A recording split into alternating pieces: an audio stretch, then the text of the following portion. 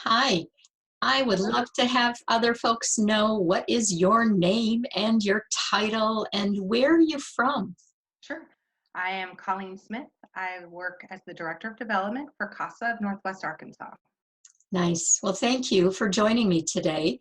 Here at Ignited Fundraising, I like to have conversations that help other people. So they're kind of like a little fly on the wall, watching us have a conversation. Colleen, Okay. would it be okay if I ask you a few questions and we maybe will share this on my blog? Absolutely. Perfect.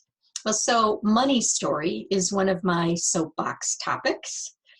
You had come to my attention because we had connected through a webinar and you sent an email about your money story and I wanted to chat. So how much money do you need to raise at CASA before, this year or even, how much, we'll just leave it at that. How much money do Sure. you need to raise this year? So we are very fortunate because the majority of our fundraising happens in the first half of our fiscal year. So while our fiscal year ends June 30, we have already met our fundraising goal and the funds we would need to run operations through June 30. Okay. So that answer kind of gives me heart palpitations. Can I do a little bit of coaching with you? Absolutely. Sure. So what's your annual budget? It's about 1.2 million. Okay, so you serve a lot of kids. We There's do. a lot of volunteer training. If folks don't know what CASA does, there's training of adults to walk through the court system with children, and it's a pretty amazing mission that you have. You. Yes. Do you have a really solid, large size endowment to support your organization? We do not. We have a small endowment that started a couple years ago and has not taken off yet.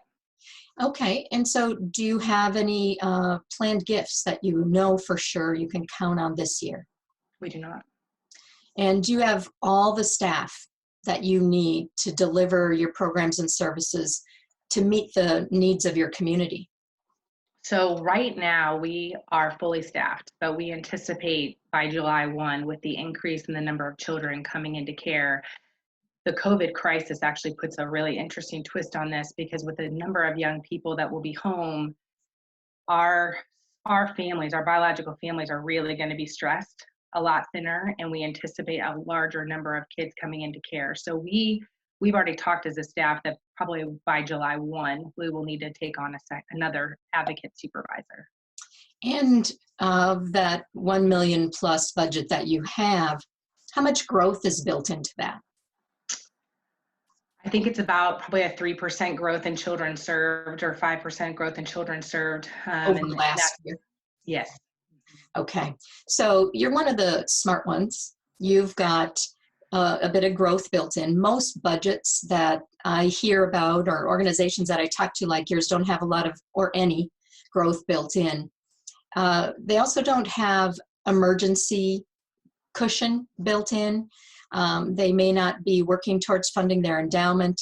They may not be extending out their cash reserve.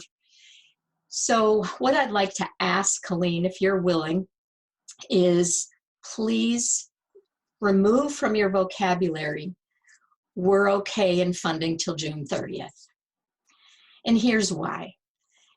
Right now, there are so many uncertain places our country is going to go and your programming will go.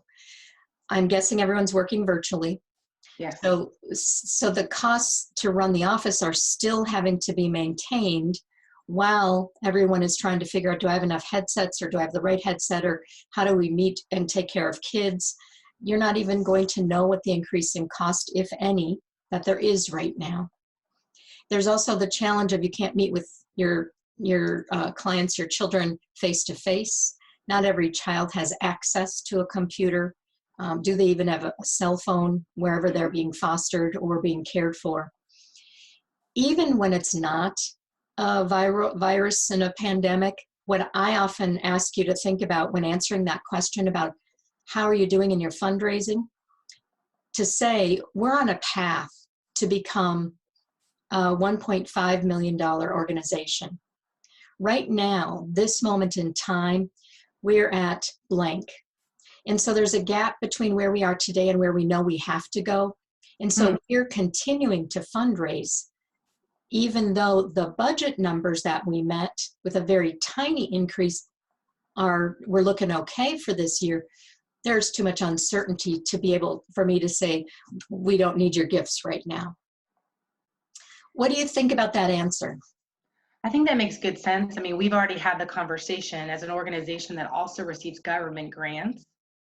We don't know what that will look like next year. And that's a pretty frightening thing for us. I felt we were very diverse in our funding for the past 5 years since I've been on board. It feels like we moved away from only relying on special events or only relying on government funding. And I think last year when there was the government stalemate, right, we were in good shape because I had a lot of other funding sources coming from outside of government funding. But now it's like we're kind of holding on to that in hopes that it will maintain, because there are some significant gifts. We're just not sure what's going to happen to individuals. We're not sure. Right. So our special event is in the fall. And although we're already working towards it, we don't know if that's going to exist the same way that it exists now. And so that uncertainty is certainly something that has kind of made me feel really uncomfortable.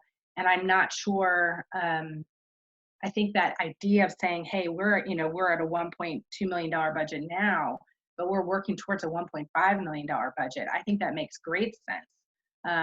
So let me give you I'll pause you there. Just let me give you a couple of thoughts for that event in the fall. You may want to be reaching out to sponsors now, but give them the essence of the fact that your work doesn't stop even if the country is in a crisis. Children's needs don't stop. And you'd like to have them become strategic partners versus event sponsors. So you can give visibility to them between now and the end of the year, the calendar year. Interview one to say, here's why I support CASA. Have it be really short, share it on social media.